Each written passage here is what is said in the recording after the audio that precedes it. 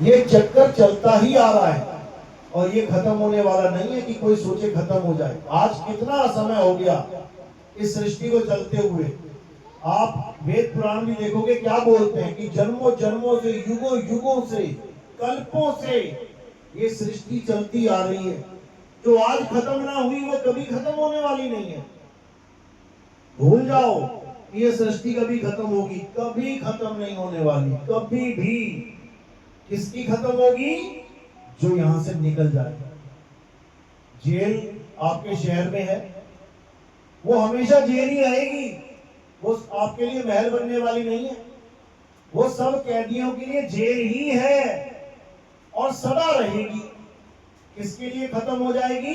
जो वहां से निकल आएगा। अब उसके लिए वो जेल है ना है कोई मतलब नहीं है उसका। यानी ये तीन लोक में जो आ गया वो इसी जेल में धक्के खा रहा है।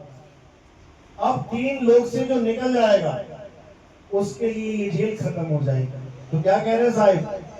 तीन लोक एक जेल है, पाप पुण्य दो जाल, सारा जग भोजन बना, खाने वाला गाल। ये तीन लोक एक जेल है।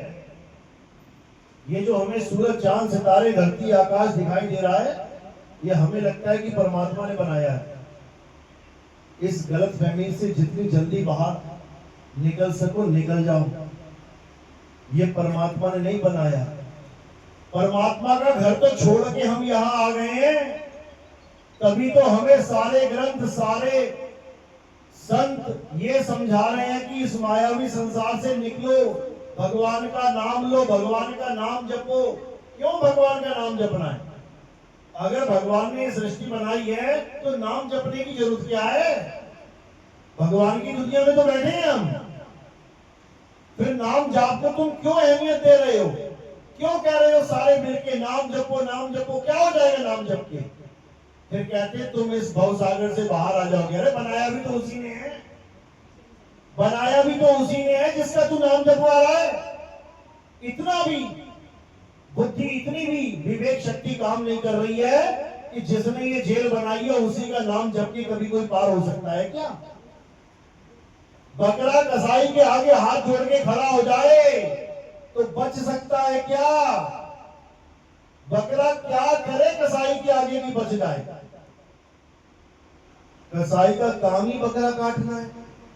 वो चाहे रोए, चीखे, गिड़गिड़ाए, चाहे उस कसाई का नाम क्यों ना जपे, वो बचने वाला नहीं है। अब कैसे बचेगा? जब कसाई से अपना मन हटा के उस बचाने वाले से जोड़ेगा, उसको फरियाद करेगा कि बचाओ, तब वो आएगा बचाने। यही कबीर साहब समझा रहे हैं। अरे जो भक्षक तहां ध्यान लगाई और जो रक्षक उसे चीन ना पाई। जो सारी दुनिया को मार रहा है, जो सारी दुनिया को काट रहा है, जला रहा है, भस्म कर डाल रहा है, उसको तो भगवान मान के बैठा है। और जो इस दुनिया को बचाने वाला है उसको जान ही नहीं पा रहा है। यही दुविधा है। वो बताने भी आ जाए ना तब भी उसकी नहीं मान रहा। तो कौन है वो बचाने वाला? वो परम पिता परमात्मा है। वो दया का सागर है, वो कसाई नहीं है। और इस संसार को बनाने वाला कसाई है। कसाई तभी तो जगह जगह मौत है छुपाई, पता नहीं कहां तुम्हारी मौत पकड़ ले तुम्हें। पानी में मौत, मिट्टी में मौत, हवा से मौत, आग से मौत, आकाश में मौत। पांचों तत्व बनाए और पांचों में मौत ही मौत छुपी हुई है। बताओ ऐसा कैसा भगवान है? अरे तुम एक छोटा सा मकान बनाते हो, ISI मार्क के स्विच लेके आते हो, बिजली की करंट की तारें अच्छी क्वालिटी की लेके आते हो, हर चीज सेफ्टी सिक्योरिटी के आधार पे लेके आते हो कि मेरे बच्चे को कहीं भी कोई तकलीफ ना हो। और उसने क्या दुनिया बनाई है? उसने 5 तत्व बनाए, पांचों में ही मौत छुपा रखी है। पानी बनाया, पानी में डूब के मर जाएगा। धरती बनाई, धरती में दफन होके मर जाएगा। पहाड़ बनाए, पहाड़ से गिर के मर जाएगा, हवा बनाई तूफान से मर जाएगा, आग बनाई जल के मर जाएगा, आकाश बनाया ऊपर हवा ही नहीं है, जाओ बिना हवा के मर जाओ। हर जगह मौत छुपी हुई है। किसके लिए? बकरे के लिए। ये बकरे बैठे हैं सारे, मरने की तैयारी करके बैठे हैं, और ये बकरे उसी को भगवान मान रहे जिसने इसको काटने की मशीन लगा रखी है। काटने की मशीन मतलब बूचड़ खाना। बूचड़ खाना क्या होता है? क्या होता है बूचड़ खाना? मुर्गी का देख लो, मुर्गी को दाने डाले जा रहे हैं, अंडे भी वही निकाले जा रहे हैं, और दाने डाल के बढ़िया तगड़ी करके काटी भी वही जा रही है। यानी तीनों काम चल रहे हैं उस बूचड़ खाने में। पैदावार भी चल रही है, पालना भी चल रही है, और सत्यानाश भी चल रहा है। यानी रजोगुण, सतोगुण, तमोगुण तीनों चल रहे हैं बूचड़ खाने में। ये बूचड़ खाना ही है जहां हम बैठे हुए हैं। यहाँ कुछ नहीं पता कब तुम फ्राई हो जाओ, कब तुम तले जाओ, कब तुम जल जाओ, कुछ नहीं पता। यहाँ पे भगवानों के स्थान भी नहीं छोड़े जाते हैं। लोग जाते हैं पूजा पाठ करने, मंदिरों में ही मर जाते हैं, मंदिरों में ही तबाही मच जाती है। किसकी आस लगाओगे? यही समझा रहे हैं कबीर साहब कि जब तक तुम्हें यही समझ में नहीं आया कि तुम्हारा घर कौन सा है और जेल कौन सी है, तब तक तुम क्या भागोगे? भाग ही नहीं सकते। जेल से वो कैदी भागता है जिसको समझ में आ जाता है ये जेल है, और जिसको जेल में बढ़िया खाना पीना मिल रहा, बढ़िया पहनना मिल रहा है, बढ़िया रहना मिल रहा है, ऐश है जेल में, उसको तो वही घर लग रहा है। तो इस जेल को वो लोग घर मानते हैं जिसको इस जेल से प्यार है, और इस जेल से भागने की वो कोशिश करते हैं जिनको समझ में आ जाता है कि बेटा ये जेल है, अब यहां से निकलना है, नहीं तो वापस जन्मों जन्म की चक्की में पिसना पड़ेगा। तो कबीर साहब यही समझा रहे हैं कि तीन लोग एक जेल है, और पाप पुण्य दो जाल, सारा जग भोजन बना, खाने वाला काल। वो काल भगवान किसी को नहीं छोड़ने वाला। तुम कितनी पूजा पाठ कर लो, उन लोगों ने नहीं करी थी क्या? जो अभी अहमदाबाद में एक्सीडेंट हुआ, हवाई जहाज क्रैश हो गया, वो पूजा पाठ नहीं करते थे क्या वो? अभी उनकी पूरी हिस्ट्री निकाल के देख लो, सबके घरों में जाओ, देखो कौन कौन से भगवानों की मूर्ति मिलेंगी। सोने की मूर्तियां मिलेंगी, क्योंकि वो गरीब पार्टी नहीं थी जो जा रही थी इंग्लैंड। गरीब नहीं जाता इंग्लैंड, कौन जाता है? करोड़पति लोग जाते हैं घूमने फिरने मौज करने। तो वो कोई छोटी मोटी हस्तियां नहीं है। एक बार बैठो, एक बार वो बैठो। कोई छोटी मोटी हस्ती नहीं है कि वो छोटा मोटा भैरव पूजते होंगे। वो बड़े बड़े भगवानों वाले हैं, कोई नारायण, कोई नारायण।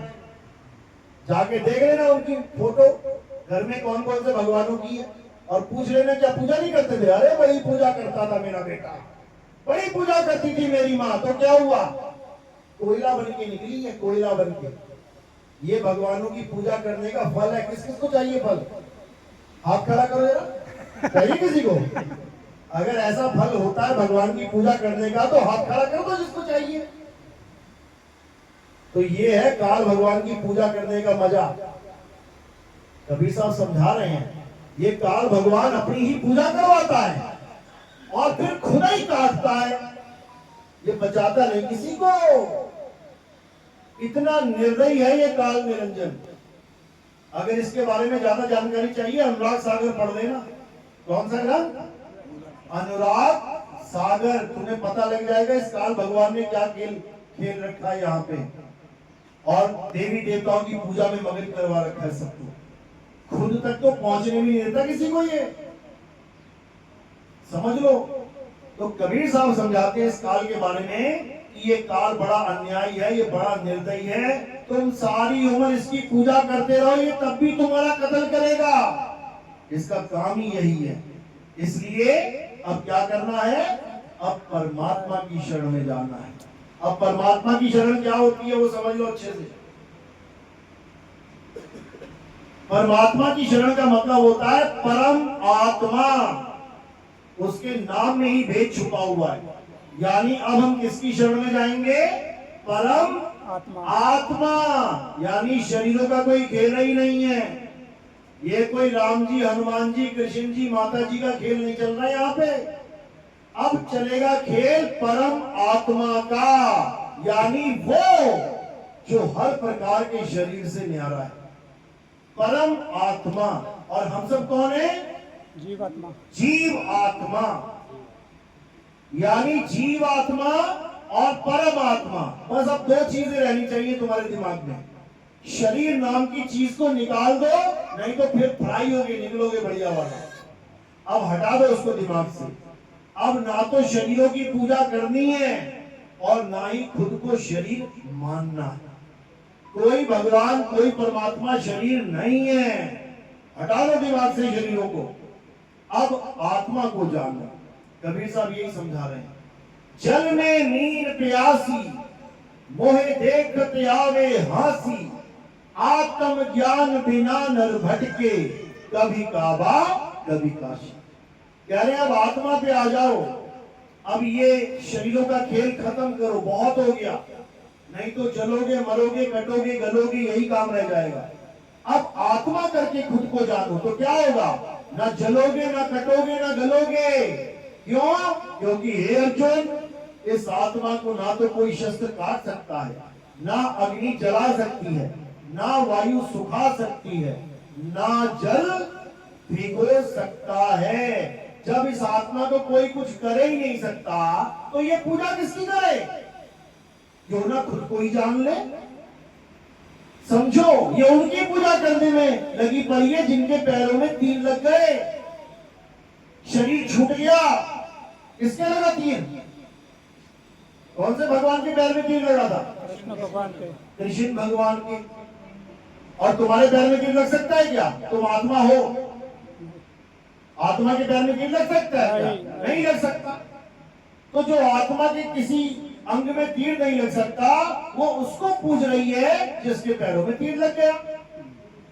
बस दिक्कत यहां पे है। जबकि कृष्ण जी ने ऐसा कोई ज्ञान दिया ही नहीं कि हे अर्जुन मेरे शरीर को पूजो, हे अर्जुन मुझे भोग लगाओ, हे अर्जुन मेरी पूजा करो। ये तो कभी कहा ही नहीं।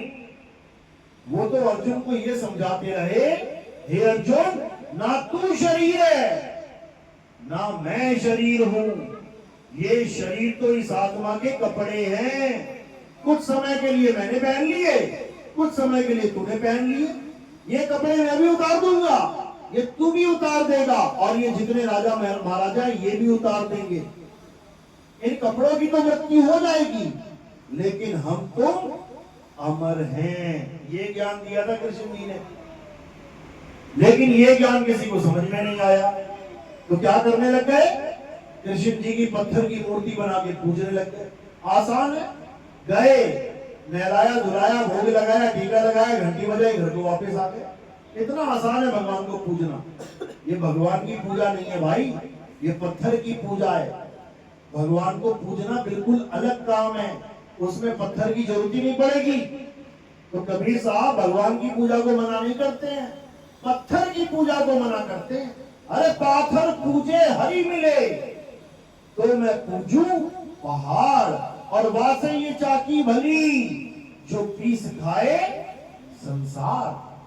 कहते हैं उस पत्थर को छोड़ दो, जिस पत्थर को तुम भगवान मान के बैठे हो। अगर पत्थर ही पूजना है तो चक्की भी एक पत्थर है, उसकी पूजा शुरू कर दो। क्यों? क्योंकि तुम्हारे देवी देवता वाला पत्थर तो केवल हिंदू उसको भगवान मान के बैठा है, हिंदू का काम चल रहा है उससे। मुसलमान सिख ईसाई ना पूछता उसे। लेकिन जो आटा गेहूं पीसने वाला, जो आटा बनाने वाला पत्थर है, उस चक्की के पत्थर को, वो सबके काम का है। गांव में एक चक्की है, अगर वो खराब हो गई तो तुम्हें हिंदू मुस्लिम सिख ईसाई सारे खड़े मिलेंगे वहां पे बोरा लेके, और सारे अरदास कर रहे होंगे, हे भगवान ये चक्की ठीक हो जाए। क्यों? पता है इसके बिना खाना कैसे खाएंगे। तो सारे धर्मों का अगर कोई पत्थर मान्यता प्राप्त करवाया जाए तो चक्की का पत्थर है। सबको बढ़िया है, सबका पेट भर रहा है वो, ना हिंदू ना मुसलमान ना सिख ना ईसाई किसी को ना देख रहा। लेकिन मंदिर का पत्थर ये केवल हिंदुओं को आकर्षित कर रहा है, मुसलमान ना देखते इसको। भले तुम सोने की मूर्ति बना लो, मुसलमान कभी माथा नहीं टेकेगा। क्यों? क्योंकि उसको इतना तो समझ में आ गया है कि अल्लाह का कोई रंग रूप नहीं है। इतना ज्ञान तो समझ में आ गया है मुसलमान को। बाबा नानक ने अपने ग्रंथ में क्या लिखा है? हिंदू अंधा और मुस्लिम काना, और दोनों से ज्ञानी सियाना। हिंदू को अंधा बोला उन्होंने। हिंदू अंधा है। अंधा क्यों बोला? क्योंकि उसकी दोनों आंखें होते हुए भी नहीं समझ पा रहा है कि ये पत्थर है, भगवान नहीं है। और मुस्लिम काना, मुस्लिम को काना क्यों बोल दिया? क्योंकि उसकी एक आंख तो ठीक है, वो पत्थर को पत्थर मान रहा है, लेकिन दूसरी उसकी फूटी हुई है। क्यों? क्योंकि वो अल्लाह को नहीं जान पा रहा है कि अल्लाह क्या है। केवल नाम सुन लिया, भाव बना लिया, अपना श्रद्धा भक्ति कर ली, लेकिन जान नहीं पा रहा अल्लाह क्या है, इसलिए काना है। और दोनों से ज्ञानी सियाना, यानी हिंदू और मुसलमान दोनों से कौन सियाना? जो ज्ञानी है, जिसको ये ज्ञान हो जाए कि परमात्मा क्या है, अल्लाह कौन है, वाहिगुरु क्या है, कहते हैं वो दोनों से सियाना है। इसी को गीता में भी बोला, हे अर्जुन मेरे 4 प्रकार के भगत हैं, एक अर्थार्थी, एक आरती, एक जिज्ञासु और एक ज्ञानी। नंबर 1 पे कौन आता है? जो सबसे छोटे लेवल का भगत है, अर्थार्थी, जो दुनियावी चीजें मांगने जा रहा है। हे भगवान मेरे बेटे की शादी हो जाए, हे भगवान मेरी बिटिया की शादी हो जाए, हे भगवान मैं पास हो जाऊं, मुझे नौकरी मिल जाए, मेरा ऐसा हो जाए, मेरा वैसा हो जाए। उसको भगवान से कोई मतलब नहीं है, उसको अपनी चीज से मतलब है। 4, 5, 10 दिन मांगेगा, यहाँ नहीं मिली तो मंदिर चेंज कर देगा। अरे यार ये भगवान को सुनता नहीं है, कोई दूसरा देखता हूं मैं। इच्छा पूर्ति हनुमान जी का मंदिर, वहां भागेगा। इच्छा पूर्ति विष्णु जी का मंदिर, इच्छा पूरी करवानी हो उसे कहीं हो जाए। जैसे तुम एटीएम पे जाते हो पैसा निकालने, एक नहीं चल रहा दूसरे को भागते हो, दूसरा नहीं चल रहा, तुम्हें पैसे निकलने से मतलब है, एटीएम चाहे कोई भी हो। इसी प्रकार जो लोग भगवान से अपनी इच्छाएं पूरी करने जाते हैं, उनका कोई दीन ईमान नहीं होता। उनको कोई कह देना ये मंदिर में नहीं मिल रहा, अरे वहां पीर बाबा के यहाँ जाके माथा टेक, वहां हो जाएगा पूरा। अच्छा, तो पीर बाबा को बाप बना लेगा जाके वहां, क्योंकि उसका बाप वो पैसा है, उसका काम ही उसका बाप है। भगवान को वो नहीं मानता। तो ये है अर्थार्थी। आरती कौन है? जो मुसीबत पड़ने पे भगवान को याद करते हैं। वैसे कभी नहीं जाएंगे भगवान की तरफ, लेकिन जब मुसीबत पड़ गई, हे भगवान एक बार बचा लो, हे भगवान, वो भी मेरे ही भगत है कहते हैं, लेकिन है किसी काम का नहीं। जैसे 4 बेटे हैं, 4 में एक तो बहुत अच्छा, 3 किसी काम के नहीं, पर है मेरे ही बेटे, क्या करूं, फंस गया हूं। तो दूसरे नंबर पे वो है जो मुसीबत पड़ने पे भगवान को याद करते हैं। तीसरे नंबर पे जो जिज्ञासु हैं, जो मेरी लीलाओं को देख के आकर्षित हो जाते हैं। कृष्ण जी ने कालिया नाग को हरा दिया, कृष्ण जी ने बकासुर को मार दिया, इसको मार दिया, उसको मार दिया, मेरी स्टोरियों में खुश हो जाते हैं। स्टोरियां सुन सुन के, भागवत की कथा कर करके जयकारे लगाने लग जाते हैं। उनको इससे कोई मतलब ही नहीं है कि मैं हूं कौन।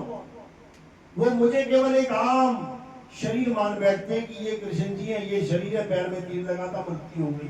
उनको इससे कोई मतलब ही नहीं है कि मेरा दिव्य रूप क्या है, मेरा असली स्वरूप क्या है। कहते हैं जो नंबर 4 पे आते हैं ज्ञानी पुरुष, असल में वो मेरे परम भगत हैं। और वो मेरे भगत नहीं बोला वहां पे, कहते हैं असल में वो दिव्य पुरुष हैं जो मुझे तत्व रूप में जानते हैं, जो मुझे असल में पहचानते हैं कि मैं हूं क्या। और वो ज्ञानी पुरुष मेरा ही स्वरूप हो जाते हैं, यानी मुझ में और उनमें कोई फर्क नहीं रह जाता। यानी मुझे तत्व रूप में जानने वाला संत वो खुद को भी जान जाता। अभी तो मुझे जान पाएगा, खुद को जानेगा, जब खुद को आत्मा समझेगा तभी तो मुझे जान पाएगा कि मैं क्या हूं। और जो खुद को ही शरीर मान के बैठा है, मुझे कभी आत्मा मान ही नहीं सकता। और मान भी लिया तो जान नहीं सकता कि आत्मा होता क्या है, उसका स्वरूप क्या है, उसका अनुभव क्या है, उसका बोध क्या है, वो कभी नहीं जान सकता। तो इसीलिए कृष्ण जी ने कभी ये नहीं कहा कि तू मेरे शरीर की पूजा कर, मेरी शरीर की शरण में आ जा, ऐसा हो जाएगा वैसा हो जाएगा, बिल्कुल नहीं। कृष्ण जी ने हमेशा एक ही बात करी कि मेरे स्वरूप को जानो। कैसे जान पाएंगे? हे अर्जुन, जब तुम ऐसे तत्वदर्शी संत की शरण में जाओगे जो तुम्हें असत्य और सत्य दोनों तत्वों का बोध कराएगा, दोनों तत्वों के बारे में समझा देगा, तब समझना कि अब तुम मुझे जान पाओगे, नहीं तो और कोई विधि है ही नहीं मुझे जानना। क्योंकि मैं अपनी माया के पीछे छुपा रहता हूं। हम भी अपनी माया के पीछे छुपे हुए हैं। कहाँ है हमारी माया? ये काया ही हमारी माया है। हम इस काया के पीछे छुपे हुए हैं। समझो, जैसे हम अपने मकान में छुप जाए और कोई बाहर से बोले भैया कैसे हो, मैं अंदर से बोलूं हाँ भैया ठीक है, तो ना वो मुझे देख रहा ना मैं उसे देख रहा हूं, लेकिन आवाज दोनों एक दूसरे की सुन रहे हैं। इसी प्रकार आप जब किसी से बात करते हो तो ना तो वो आपको जान पा रहा है कि ये बोल कौन रहा है, और ना ही तुम उसको जान पा रहे हो कि ये जवाब कौन दे रहा है, और बात आपस में दिन रात कर रहे हो। लड़का सोच रहा है सामने जो लड़की है ये मुझसे बात कर रही है, और लड़की सोच रही है सामने लड़का खड़ा है ये मुझसे बात कर रहा है। दोनों को बेवकूफ बना दिया माया ने। असल में जीव ही जीव से बात कर रहा है, आत्मा ही आत्मा से बात कर रही है। ये किसी के समझ में नहीं आ रहा है, और इस शरीर को ही सत्य मान के एक दूसरे के साथ जीवन जी रहे हैं। एक दूसरे को समझ भी नहीं पा रहे हैं कि दोनों का स्वरूप क्या है।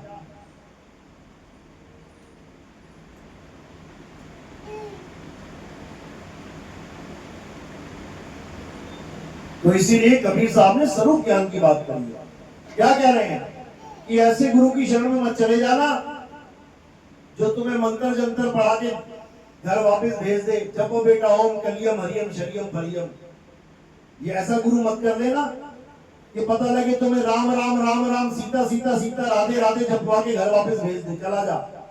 ऐसा गुरु मत कर लेना जो तुम्हें वाहिगुरु जपवा के अल्लाह अल्लाह जपवा के घर वापस भेज दे। ऐसा गुरु करना जो तुम्हें तुम्हारा ज्ञान बता दे, जो तुम्हें तुम्हारा स्वरूप बता दे। ये मंत्र जंतर वाले गुरु करने की जरूरत नहीं है। इन गुरुओं से ज्यादा मंत्र तुम जानते होगे, इन गुरुओं से ज्यादा भगवानों के नाम तुम्हें पता होंगे। ये कुछ स्पेशल नहीं दे देंगे, वही देंगे जो तुम्हें पता है।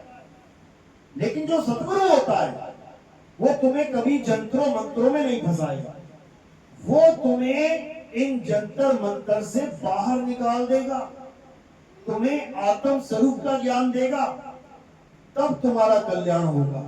ना तो तुम्हें इन 52 अक्षरी मंत्रों में जीव से बोले जाने वाले मंत्रों में फंसाएगा, ना तुम्हें श्वासा से जपने वाले मंत्रों में फंसाएगा कि कोई श्वासों में सोहंग सोहंग जप रहा है, कोई कोहंग कोहंग, कोई ओहंग ओहंग, कोई राम राम, कोई शिव शिव, कोई वाहिगुरु, कोई अल्लाहु अल्लाहु। कोई ना कोई नाम अगर तुम श्वासों में जप रहे हो, इसका मतलब तुम फंस चुके हो, तुम 52 के जाल में फंस चुके हो, तुम मंत्रों के जाल में फंस चुके हो। अब निकलना है, छोड़ना है ये सब। कबीर साहब समझा रहे हैं, जो श्वासा संकरे पयाना और 5 कदम में जाए समाना। जो श्वासों का अजपा जाप करते करते शरीर छोड़ देते हैं, कहते वापस आते हैं वो 5 तत्वों में, दोबारा जन्म मरण का चक्कर शुरू हो जाता है, वो मुक्त नहीं हो सकते। जो कानों में उंगलियां डाल के अनहद नाद को सुनते हैं, कभी शंख की आवाज आ रही है, कभी बीड़ा की आवाज बन जाएगी, कभी बांसुरी बन जाएगी, कभी कुछ बन जाएगी, कभी कुछ, ये सब माया का जाल है। बिल्कुल मत उलझना इसमें। कई जीभ घुमा के गले में लगवा देंगे, उल्टी जीभ करके गले में चिपक जाएगी, वहां से बलगम गिर रही है, बलगम दिमाग से खोपड़ी से अंदर रस गिर रहा है, और उसको अमृत बना के पिला रहे हैं, कह रहे अमृत पी रहे हो। अब बलगम गिर रही है, बलगम को अमृत बना के पिला रहे हैं। अब इन गुरुओं से एक बात पूछ लो कि जो अमृत तुम हमें पिला रहे हो, जिसने अमृत पी लिया वो तो अमर हो जाना चाहिए, तो जब अमृत टपक ही गया मेरी काया में, तो क्या मेरी काया का नाश होगा? तो क्या बोलेंगे? काया का तो सबका नाश होना है, तो फिर अमृत काहे का ये डुप्लीकेट अमृत है क्या? अरे असली अमृत राहु ने पिया था, गर्दन कट गई, आज भी जिंदा है। तुम्हारी भी काट देते हैं अगर तुम अमृत की ज्यादा पिलाने वाले बन गए हो। देख लेते जिंदा रहेगा कि नहीं रहेगा। है कोई ऐसा जिसको अमृत पिलाया जा रहा है? हाथ खड़ा करो जरा, जिसने पहले पिया हो। ये हो गए खड़े, ये नकली अमृत था, ये बलगम भर भर के पिलाइए तुम्हें। अब इससे बाहर आ जाओ, अब अमृत को जानो, अमृत आखिर है क्या? नानक साहब समझा रहे हैं अमृत क्या है। नौ द्वार नहोदर फीके, रस अमृत दसवें चुईजे। ऐसी बात नहीं है कि अमृत नहीं है, अमृत है, लेकिन वो नहीं है जो तुम्हें पिलाया जा रहा है, वो नहीं है। अमृत का मतलब है अमृत। मृत का मतलब है जो मर जाए, और उसके आगे आ लगा दी तो क्या हो गया? जो कभी ना मरे। और जो कभी ना मरे वो क्या है? आत्मा। आत्मा का ही दूसरा नाम अमृत है, क्योंकि आत्मा अमर है, इसीलिए उसको अमृत कहा जाता है। और उसका ठिकाना क्या बताया? नौ द्वार नहोदर फीके, रस अमृत दसवें चुईजे। जब वेदी गुरु तुम्हें ज्ञान समझाता है, तुम्हें सब द्वारों का बोध करवाता है, तुम्हें तुम्हारी आत्मा का बोध करवाता है, उसका स्थान बताता है, वहां पहुंचना कैसे है, अपने तक ही पहुंचना है। तुम खुद से ही जुदा होके बैठे हो, और जब खुद में आ जाओगे तो खुदा को पा जाओगे। एक कुत्ते के आगे शीशा लगा दिया गया, अब वो कुत्ता अकेला है कमरे में। एक कुत्ता अकेला है कमरे में। कितने कुत्ते हैं कमरे में? एक। अब उसके आगे एक शीशा लगा दिया, कितने कुत्ते हो गए? बस यही तो भरम है, दो हो गए। अरे एक ही कुत्ता है, शीशा लगाया गया, कुत्ता थोड़ी नहीं घुसाया दूसरा। उस एक कुत्ते के आगे जो शीशा लगा दिया, अब वो कुत्ता खुद से ही जुदा हो गया, क्योंकि अब वो अपनी तरफ ध्यान ही नहीं दे रहा है। अब उसका सारा ध्यान कहाँ है? उस सामने वाले कुत्ते में। डुप्लीकेट कुत्ता उसके प्रतिबिंब में अब भाग भाग के अपना जन्म बर्बाद कर देता है। अब करना क्या है? अब सारा ध्यान उस शीशे से निकाल के कहां लगाना है? खुद में। खुद में यानी खुद ही खुद को पाना है, किसी और को नहीं पाना है, खुद ही खुद को पाना है, तब मुक्ति होगी। यही कबीर साहब समझा रहे हैं। कह रहे गुरुआ तो घर घर फिरे, कौड़ी केर 50, अपने रूप की खबर नहीं और शिष्य करण की आस। कहते अपने रूप की खबर नहीं, जैसे वो कुत्ता भौंक रहा है, अपने आप को नहीं जान रहा है, जो दिख रहा है उसको मान रहा है। इसी प्रकार ये गुरुआ लोग भी अपने आप को नहीं जान रहे हैं, जो दिख रहा है उसे मान के बैठे हैं कि ये मैं हूं, ये तू है। इसी में उलझा रखा है सबको। तो जब तक ये नहीं समझोगे कि ना तुम शरीर हो, ना तुम्हारा गुरु शरीर है, तब तक तुम्हारी मुक्ति होने वाली नहीं है। समझ लो अच्छे से। अब क्या करना है? अब उस आत्म स्वरूप को जानना है, जिसको जानने मात्र से तुम्हारी जन्मों जन्मों की जितने भी ये कर्मों की ढेरियां लगी पड़ी हैं, ये सब खत्म हो जाएंगी, सबका नाश हो जाएगा। अच्छे से समझ लो, अन्यथा इसके अलावा और कोई रास्ता नहीं है कि तुम्हारी मुक्ति हो। क्यों? काल ने ऐसी बंसी लगा रखी है, कर्म की बंसी लाए के पकड़े संसारा। यहाँ ब्रह्मा विष्णु महेश को कर्म की बंसी लगा रखी है, वो ना बच पा रहे कर्म से। विष्णु जी नारद के साथ मजाक करते हैं, वो श्राप दे देता है कि मुझे स्त्री के लिए तड़पाया, अब तुम भी तड़पो। श्राप लगा, भुगतना पड़ रहा है। राम बन के आए तो वाली को मार दिया, विरुद्ध धर्म विरुद्ध कार्य कर दिया, छुप के मारा। अब बाली को मारा तो फिर वापस भुगतने के लिए आना पड़ रहा है। कृष्ण बन के आए, कृष्ण जी बन के आगे भी क्या सुख मिला, फिर श्राप लगा, पूरा पूरा वंश चौपट हो गया अपना। ऐसे ऐसे श्राप लगे तो कोई नहीं बच पा रहा है। कौन बचेगा? बस वही बचेगा जो अपने स्वरूप को प्राप्त कर देगा। क्योंकि अगर अपने आप को जान गए तो ये सारा जाल अपने आप छट जाएगा कि तुमने कोई गलत काम किया या तुमने कोई पुण्य किया, दोनों का खेल खत्म। क्यों? क्योंकि पाप पुण्य ये दोनों बेड़ी, एक लोहे एक कंचन के लिए। ये हमें लगता है कि इस दुनिया में बस पुण्य पुण्य करते रहो तो हमारी मुक्ति हो जाएगी, भगवान खुश हो जाएंगे। किसी की मुक्ति होने वाली नहीं है। पाप और पुण्य दोनों से न्यारा होना पड़ेगा, तब जाके बात बनेगी। पाप तो करना ही नहीं है, पुण्य से भी न्यारा हो जाना है। यानी पुण्य भी करना है, अकर्ता होके अपने सिर पे मत लाद देना कि मैंने लंगर लगाया है, मैंने उन लोगों की मदद करी है, मैंने ये धार्मिक काम किया है। अगर पुण्य करोगे तो पुण्य का फल भुगतने के लिए आना पड़ेगा, पाप करोगे तो पाप का फल भुगतने के लिए आना पड़ेगा। तो क्या करना है? दोनों से न्यारे हो जाना है। यानी अपने आप को कर्ता मानना ही नहीं है। नानक साहब यही समझा रहे हैं, जब लग जानू मैं हूं कर्ता, तब लग गर्भ जून में फिरता।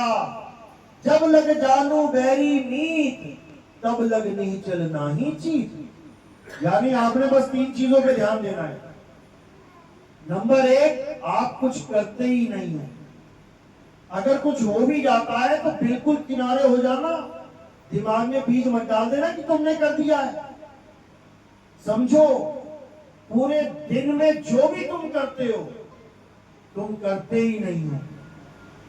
सबसे बड़ा जाल यही है कि तुम करते हो। जिस दिन तुम्हें पता लग गया ना कि तुम क्या हो, उस दिन तुम्हें बताना नहीं पड़ेगा कि तुम करते हो कि नहीं करते हो। उस दिन तुम्हें खुद समझ में आ जाएगा मैं कुछ करता ही नहीं हूं। जैसे करंट इस पंखे में भी है, बल्ब में भी है, हीटर गीजर सब में है, लेकिन वो करंट ना तुम्हें हवा दे रहा है, ना तुम्हें ठंड दे रहा है, ना तुम्हें गर्मी दे रहा है, कुछ नहीं कर रहा वो करंट। ये कर कौन रहा है? ये जो दिख रहा है तुम्हें, पंखा, बल्ब, हीटर, गीजर, ये बिजली के उपकरण तुम्हें सर्दी भी दे रहे हैं, गर्मी भी दे रहे हैं। करंट थोड़ी नहीं कुछ दे रहा। तुमने करंट की तार ले ली, ये कनेक्शन ले लिया, ना तुम हीटर लेके आओ, ना तुम कूलर लेके आओ, ना तुम एसी लेके आओ, बताओ तुम्हें क्या देगा? गर्मी देगा कि सर्दी देगा? वो कुछ नहीं देगा तुम्हें। वो अकर्ता है, लेकिन सब कुछ उसके द्वारा हो रहा है, इसलिए कर्ता बना बैठा है। यानी ये आत्मा अकर्ता है, लेकिन आत्मा के द्वारा ही सब कुछ हो रहा है, इसलिए कर्ता बना बैठा है। अब इसी भ्रम को तोड़ना है। इसी भ्रम को तोड़ दो कि तुम कुछ कर ही नहीं सकते। और जब तुम कुछ कर ही नहीं सकते तो तुम्हारे ऊपर कोई बल लागू ही नहीं होता। लेकिन केवल बातों से नहीं होगा ये, इसके लिए तुम्हें अनुभव करना पड़ेगा अपना। तुम्हें खुद को जानना पड़ेगा कि आखिर तुम हो क्या। और जैसे ही तुम्हें पता लग जाएगा कि तुम क्या हो, उसके बाद ये कर्म का खेल खत्म हो जाएगा। तो कबीर साहब यही समझा रहे हैं कि जब तक ऐसा गुरु नहीं मिल गया जो तुम्हें स्वरूप ज्ञान करवा दे, तब तक गुरु और चेला दोनों नरक में खेलम खेला, दोनों को आना पड़ेगा। अगर गुरु अपना स्वरूप नहीं जानता और केवल मंत्रों का जाप करवाता है तो समझना कि वो अजगर बनने वाला है और तुम चींटी बनने वाले हो। तो कबीर साहब समझा रहे हैं, झूठा गुरु अजगर बना और 184 जाए, सारी संगत चींटी बनी, तोड़ तोड़ के खाए।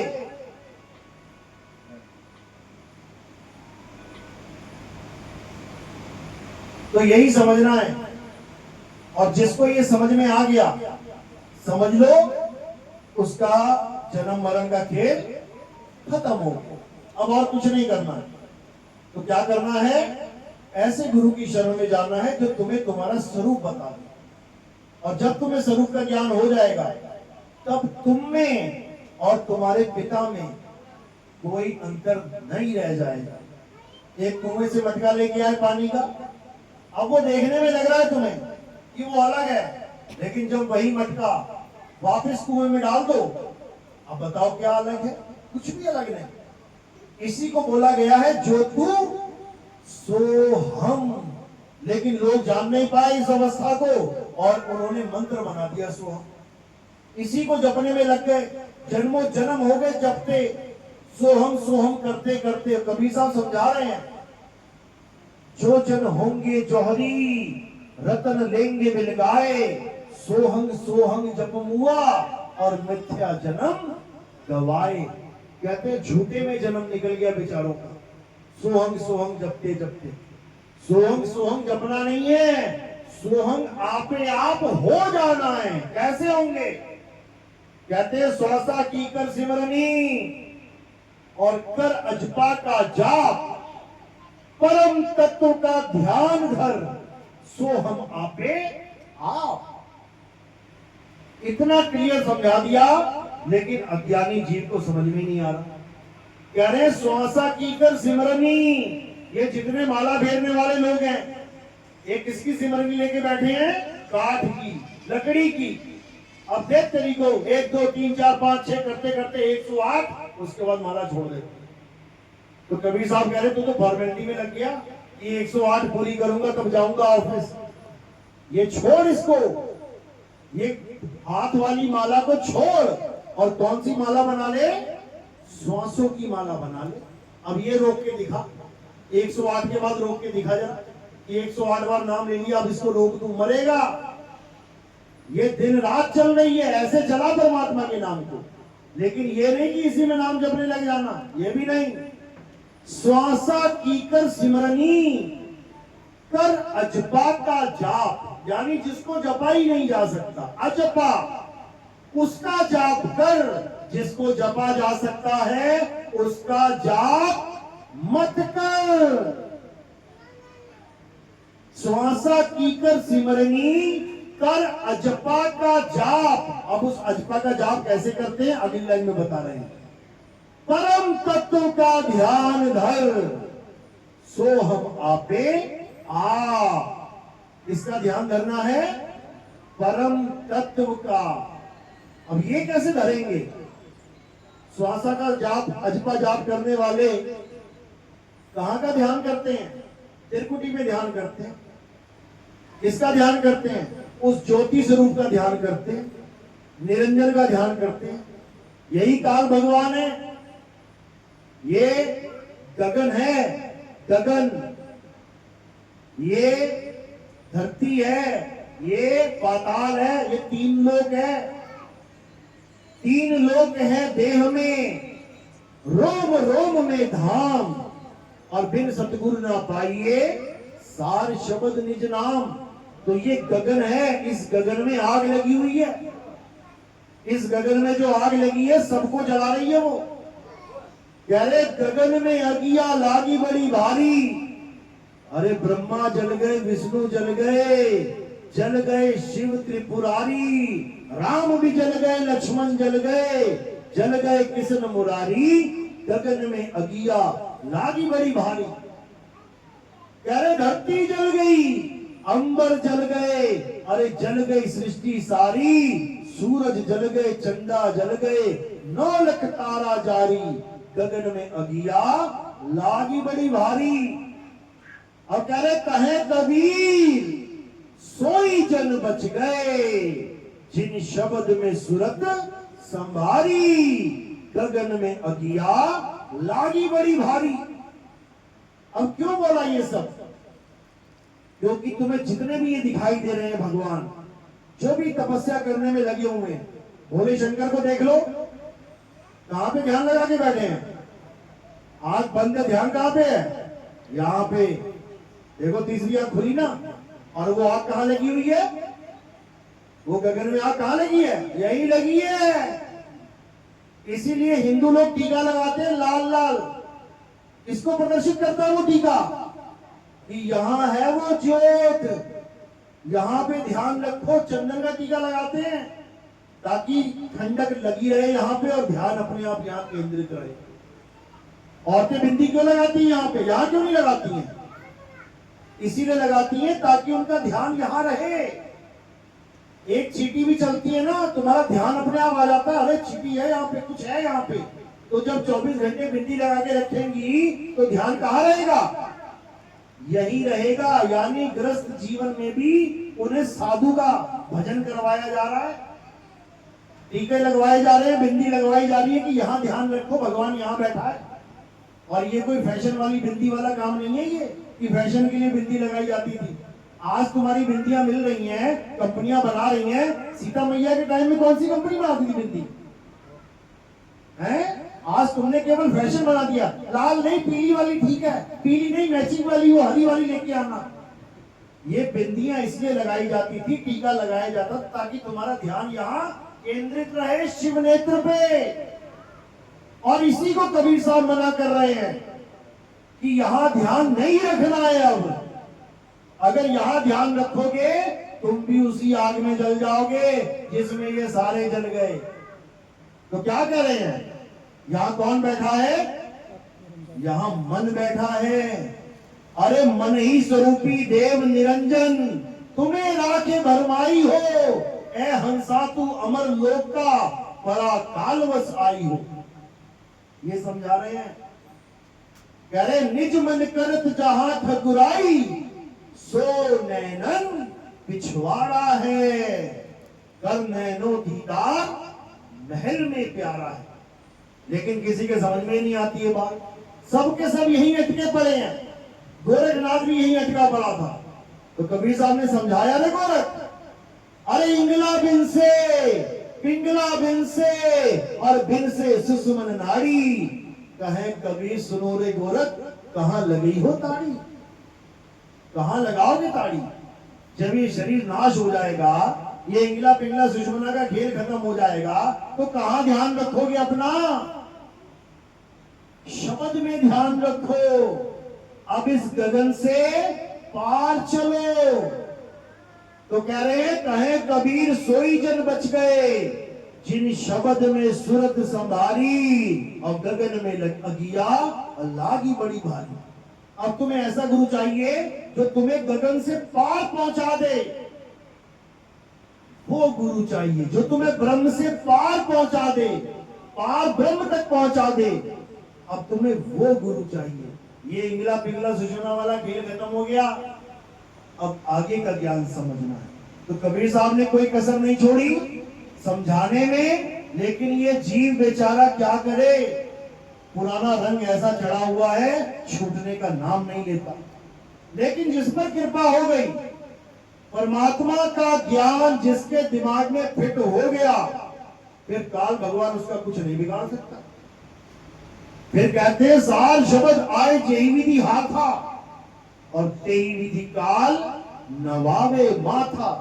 इस तीन लोक का मालिक तुम्हारे आगे झुक जाएगा और तुम उसके सिर पे पैर रख के अपने परमात्मा के घर चले जाओगे। ये प्रैक्टिकल ज्ञान है। तुम्हें पैर रखना ही पड़ेगा, बिना पैर रखे तुम नहीं पहुंच सकते। समझ लो। तो ये कबीर साहब ने वाणी में भी प्रमाणित किया। अरे काल के सिर पे पांव दे, सतगुरु के उपदेश, और साहिब वहां पकड़ के ले चले अपने देश। ये तुम्हारा देश नहीं है, ये कोई भगवान का देश नहीं है, ये तुम्हें उल्टा पाठ पढ़ा दिया गया है। ये भगवान का देश नहीं है, ये काल भगवान का देश है। ये परमात्मा का देश नहीं है, ये काल निरंजन का देश है। ये खेत है उसका, इसमें गाजर मूली की तरह उगा रखा है तुम्हें, और जब मन करता है तब उखाड़ के खा लेता है। वो ना देखता कि बच्चा 2 साल का है कि 1 साल का है कि मां के गर्भ में, गर्भ तक में नहीं छोड़ता वो किसी को। मृत्यु गर्भ में भी आ जाती है, उसके यहां सबको मरना पड़ेगा। तो अब क्या करना है, अगर बचना है तो साहिब समझा रहे हैं, अरे बचना चाहो काल जाल से तो चीनो शब्द हमारा, और कहे कबीर अमर कर राखूं जो निज होए हमारा। अमर करके रखूंगा उसको। कहां पे? इस तीन लोक में।